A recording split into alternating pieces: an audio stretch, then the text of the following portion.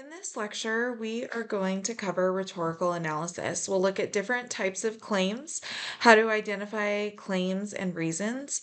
We'll focus specifically on the appeal of pathos and the appeal of ethos, and then we'll talk about responding to an argument. So let's start with rhetoric, right? In rhetorical analysis, right? That word rhetorical is derived from the word rhetoric. And rhetoric is kind of just a fancy way of saying the art of persuasion. So that's usually associated with speeches, debates, persuasive arguments. But as we saw in a previous lecture, it really can be anywhere that there is language. Now, rhetoric is different from logic on its own. Logic just gets us from point A to point B using facts, statistics, and proof, whereas rhetoric can also be used to express an opinion. And that's what we're doing when we are trying to persuade others. So we're going to be learning about different types of claims in this lecture today. But the first type of claim that we need to know is the claim of policy. And so the claims of policy, when an author is making an argument, they are demanding action from their readers. And sometimes that is physical action, and other times it is mental action. Um, Claims of fact are another type of claim that an author might use in their argument. And this is trying to convince us of a different vision of reality. So, for example, an author might argue that social media is detrimental to mental health, right? They are trying to argue that we change our vision of reality on social media and that we accept their claim as truth or as fact. There are also claims of value.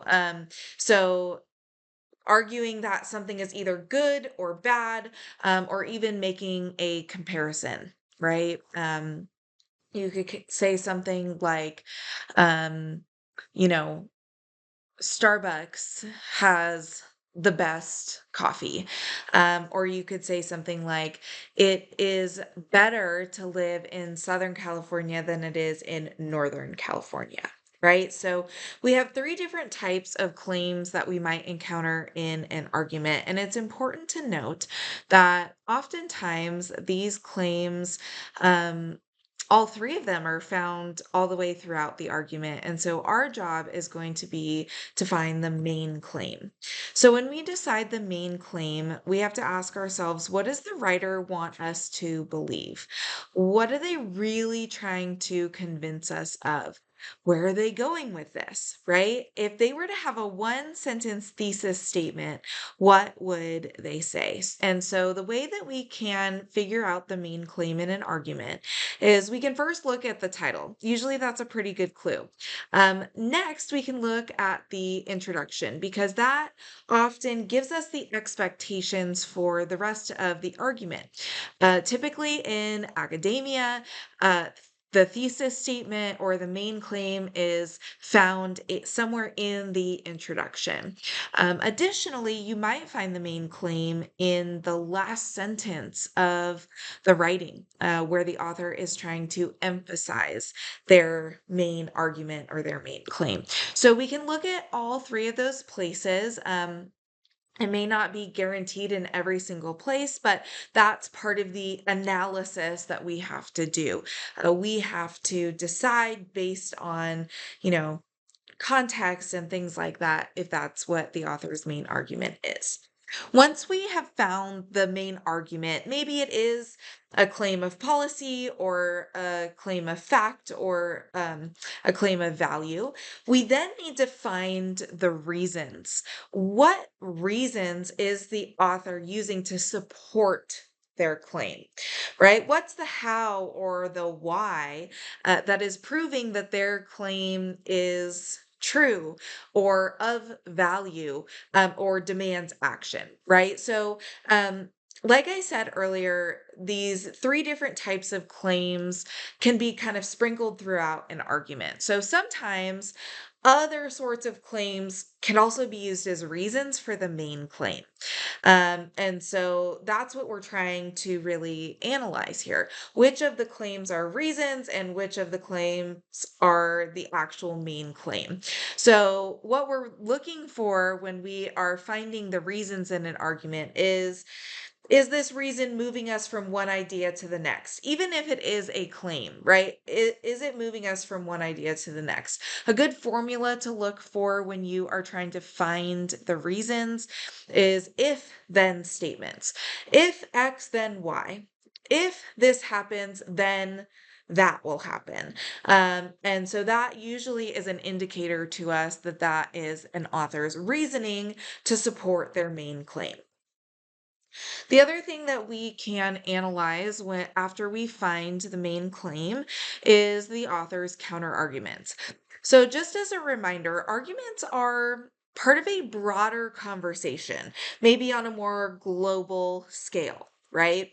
And so we are trying to figure out what the author is responding to because whatever they're arguing about is part of something bigger. And so they are responding to multiple perspectives, right? And so authors in their writing, they will signal the degree to which they disagree with other perspectives and whether they respect those other perspectives or they have contempt towards those other perspectives. And so that's what we're kind of looking for is the language that the author uses where they're signaling to us their thoughts on other perspectives on the same topic. Now, in a counter argument, the author will switch back to their own perspective, and we call this the rebuttal, right? A counter argument is not meant to all of a sudden start defending the other side. In a counter argument, you are acknowledging and maybe even conceding to other perspectives. However, you are still going on to defend your argument because you are trying to prove that your argument is the most plausible, the most believable, because it's not just one side or the other. There are going to be multiple perspectives on one single topic. Okay, so now that we've talked about um, kind of breaking down an author's claim, we're going to look a little bit more closely at how the author uses appeals within their claim as part of our rhetorical analysis. So, in a previous lecture, you guys have been introduced to ethos, pathos, and logos. And so, this kind of gives you another visual of the rhetorical triangle. And so, these are the three means of persuasion, right? Pathos is the appeal to emotion. Ethos is the appeal to ethics or credibility, and logos is the appeal to logic. So, we're going to first look at pathos. How do arguments appeal to emotion? We learned previously from our textbook that when we are doing fast thinking, when we are responding to an argument quickly and making a snap judgment, it's often based on emotions. And that's not always a great thing when we are trying to analyze arguments in academics. However, emotions and logic can work together. There is that caveat that they have to both appear. We can't just rely on emotion in our arguments. So we authors use arguments to call on emotions of their readers because it motivates them to stay engaged. If you feel an emotional connection with something, you're going to be more invested. An appeal to pathos also allows the author to uphold values of belief and beliefs of themselves or of their readers. Now, how an author uses pathos depends on their purpose. They can use pathos to support their claims. They can use it to define change as a call to action, or even to reinforce or amplify the emotions that their target audience already has. So let's take a look at how we see pathos maybe in our daily lives, right? We're always consuming media. right? And one of the ways that the rhetorical appeals are used in our daily lives is through advertisements. And so when we consume media, we see these things, whether we really want to or not, right? So here is kind of a classic example of an emotional appeal. It's the ASPCA, right? And we have this image of a sad dog with like puppy dog eyes right behind a gate. And the text says 60 cents won't buy much these days, but for 60 cents a day, you can help us rescue animals in distress. So there's this idea of sympathy that, things are really expensive right now, right? However, you can still make a difference on only 60 cents a day. Right? Kind of making it seem like, hey, you can definitely um, afford that. Um, and it also kind of plays on our emotions of guilt or maybe even empathy for the animal, right? And how the reader responds to pathos really depends on their background, their experience, things like that, right? Even socially and culturally, like those identities can influence how a reader responds to an emotional appeal. So, what an author does when they are using emotion in their argument is they use something called connotation. And these are the emotions or even social and cultural implications of a word, right? Words are emotionally charged. Think about the word home versus house, right? What emotions are stirred up when you hear the word home? What do you picture? What do you imagine, right? Versus house. Um, Maybe it's like a similar idea, but home tends to have kind of a more warm and fuzzy feeling associated with it, maybe because you associate it with family, being together with loved ones, something like that, right? And it really does depend on the social and cultural implications of the reader. So, writers will choose specific words to convey ideas, to shape their reader's emotional experience as they are reading this argument, and to get subconscious reactions out of the reader, right? Because when we're fast thinking, we're thinking based on emotion. So, in order for connotation to work, readers must be able to imagine it to feel connected to the argument, right? Think back to home versus house, right? What images do you picture?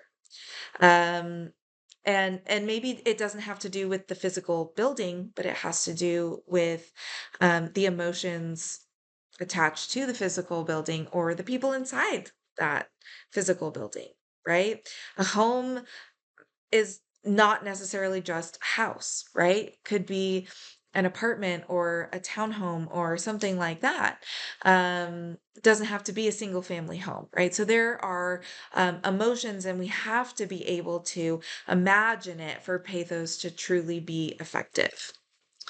Authors will also use tone, right? Now, when we're having a face to face conversation, or even if we're listening to something like a speech, right, we can uh, decipher someone's tone. Now, that is much harder to do in text, right? Think about when you are texting someone, right? Have you ever been on the receiving end, or maybe you've been the texter who has sent a message and the tone has been misinterpreted? Someone thought they were mad at you, or vice versa, right? So tone is all about the emotional attitude of the argument, right? And so connotation is used to convey tone. And tone really has to do with the author's attitude, right? So how does the writer feel about the topic of the argument? How does the writer feel about their own knowledge of the topic? What is the writer's attitude towards the reader? And the language that they use is going to indicate that to us, right? As we're doing our slow thinking, our analysis, and we break down the connotation of the words that they use, we will be able to decipher the tone in text. Now, even though pathos can be highly, highly effective, um, there are some problems with it, right? There are fallacies that we could potentially deal with in an argument that we need to be looking out for when we're doing our rhetorical analysis. So, appeals to emotion are often abused. And I would say that they are probably more abused in speeches rather than in text. Um, and so what happens is if pathos is used in a way where it's not associated with logical reasoning, it ends up being unfair. I said earlier that the caveat here is that the emotion has to go with the logic. They have to work hand in hand in order for it to be effective. And sometimes what happens is emotional appeals are used by authors to mislead readers. One way that writers will do this is that they will use euphemisms, where they will take the connotation of a word and they'll kind of bring it one step below that emotionally and kind of understate or make that emotion less than what the reality really is. So the example that the textbook used is concentration camps, right? And an argument that uses a euphemism for concentration camp, right, is kind of understating the reality or the intensity of it. And that can mislead the reader, and that ends up being a fallacy. So we have to look out for that in our rhetorical analysis. Okay, now let's move on to ethos. So, how arguments establish trust and connection. Trust is really the foundation of a strong argument. And there is this relationship between the writer and the reader. So we have to ask ourselves, what kind of roles or interactions do the writer's words imply? What kind of relationship do we have here? Is it a distant relationship or is it an intimate relationship? Does it feel like we're having a friendly conversation, or does it maybe feel more distant, like authoritative? Right. And so the textbook talks about these different kinds of roles. So there are a couple of different types of ethos that might appear in an argument. And the first is when an expert on a topic offers the argument, right? So maybe think about like the commercials. For toothpaste, right? 9 out of 10 dentists, and then you have recommend it, and a dentist comes up on screen, and maybe even on the screen, there's something about how this is not an actor, right? This is an actual dentist, right? We are more likely to trust someone who is an expert in their field. Okay. Um, Another type of ethos is um, using appeals based on personal experience, right? So if we look at this CoverGirl ad with Zendaya, um, our kind of what's implied here is that Zendaya uses this CoverGirl mascara, and based on her personal experience using it and based on the photographs that are provided to us, we should trust her and be persuaded to buy that product from CoverGirl. Okay. Another way that ethos is used is just by citing authoritative sources. You don't have to be an expert, you don't have to have personal experience, but sometimes what writers will do is they'll cite other experts in the field. And that's probably a lot of what you guys are going to be doing in your own writing in this class to establish ethos with your readers. Now, when authors appeal to credibility expertise or ethics. There's this sort of shared sense of identity that they use to connect with the reader and form that relationship with them as they are presenting their argument. And so one way that writers might do this is they might name a group and group themselves in, right? The example that the textbook uses is my fellow Americans, right? That speaker belongs to that group. Another way that writers can have this shared sense of identity with their readers is through code switching, right? Switching between dialects to identify with a certain group of people. Um, and then finally, another way that writers can create this shared sense of identity with their readers is through negative characterization. And so this is the idea that um, they are they are connecting with their audience because they're saying, we don't like this thing or this group, and we all don't like that group, and that's our shared sense of identity. So the problem with this can sometimes undermine trust. And so writers have to be very careful if they do negative characterization in order to appeal to ethos. Now, moral character is very important when it comes to credibility and expertise. So, someone who has moral character is someone who stands up for their beliefs, whether it's in argument or just in daily life, right? If someone is standing up for their beliefs, we tend to say that they have moral character and we're more likely to respect them because of that.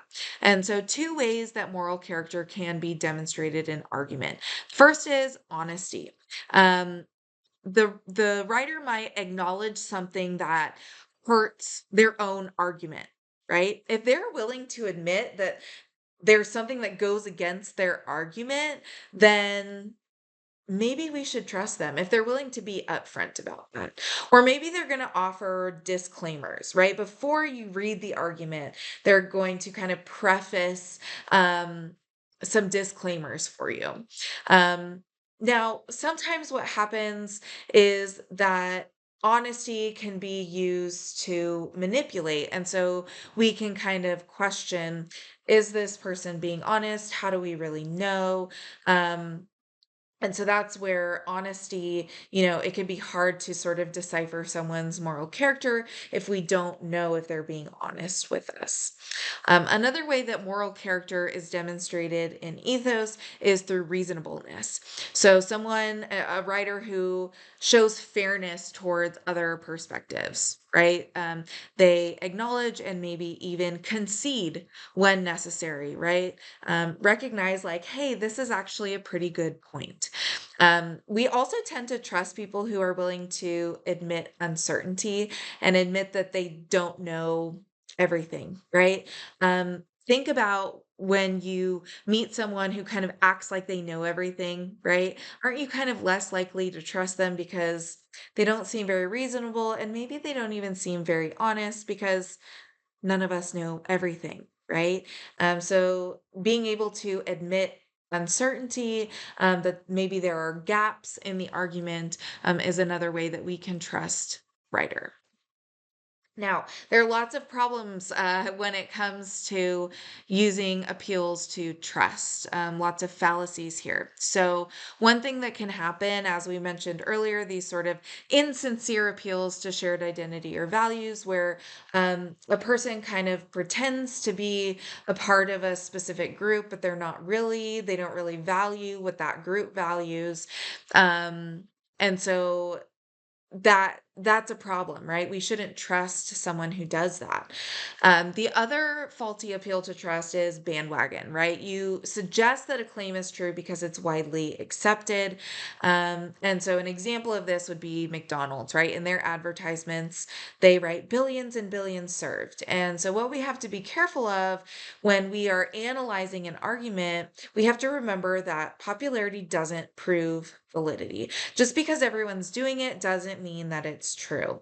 Um, And then another faulty appeal to trust are personal attacks, where um, the author attacks the person instead of the claim that the person is making. And so this causes a disconnect between reason and claim, and that can kind of invalidate the entire argument. And so our textbook goes over several types of personal attacks, like ad hominems, abusive attacks, guilt by association, and circumstantial attacks. Okay, so now that we know how to identify claims, reasons, and we've looked at how pathos and ethos are used in an argument, now we need to talk about how to respond to these things. I, if there's one thing that you guys are going to take away here, I hope it's that you realize that your voice matters. When we respond to other arguments, we are developing our own arguments. We're developing our own voice. And I really want you guys to walk away from this class feeling like your voice did matter in what you responded to and what you wrote about and how you contributed to the worldwide conversation. Now, it's important to remember that we can contribute without being an expert. No one here is expected to be an expert in what you respond to in this class. We talked about how you can cite other authoritative sources. You can do your own research, and that makes you credible, right? And so that can be, I think, kind of intimidating in academics when you're in college. You feel like, well, how am I supposed to add to a conversation, add to research, you know, um, based on what these experts, these scholars in these fields have already done, and they've spent their entire life doing this. But we do this all the time, right? We're responding to arguments all the time, and we do it in our coursework, right? When you respond to discussion boards, you're responding to arguments. You may do it in your professional life. Maybe in a job that you have right now, you are asked to respond to, I don't know, something like company policies or ideas, right? Or to a coworker. And social media, right? Whether you use it or not, social media invites response to argument through comments and likes and things like that. Okay, so we're doing this on a daily basis, and you guys have practice with it. And your voice at the end of the day really does matter as you respond to the arguments in this class. And I hope that you remember that. So let's talk about several different ways that you can respond to arguments. And so you'll be responding to arguments during this course, and these are different ways that you can do it. You can call for clarification, right? You can respond by acknowledging that someone else's argument needs clarification. You can respond by calling for additional support or study, recognizing that maybe there are gaps.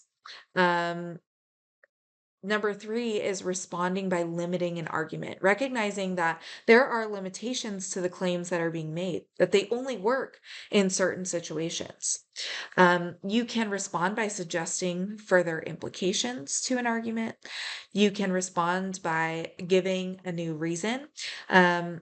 Maybe along the same lines as the original argument, or maybe you believe a claim for a completely different reason than the original author. You may also respond by explaining why the argument matters. What are the cultural or social implications of the argument, right? What is the significance in a broader sense? You can also respond to the argument to spread the word, right? To ask others maybe to have their call to action and respond to it as well. And I think that we see this a lot on social media, right? With the sharing of posts in our stories and things like that. You can respond by suggesting an alternate claim, right? Maybe instead of a claim of value, you suggest a claim of policy. Or you can respond with a different frame to the issue, a different lens to approach the argument. So as you guys go out you read sample texts, you read others' arguments. I encourage you to use the ideas that we talked about today for rhetorical analysis and respond, remembering that your voice really does matter.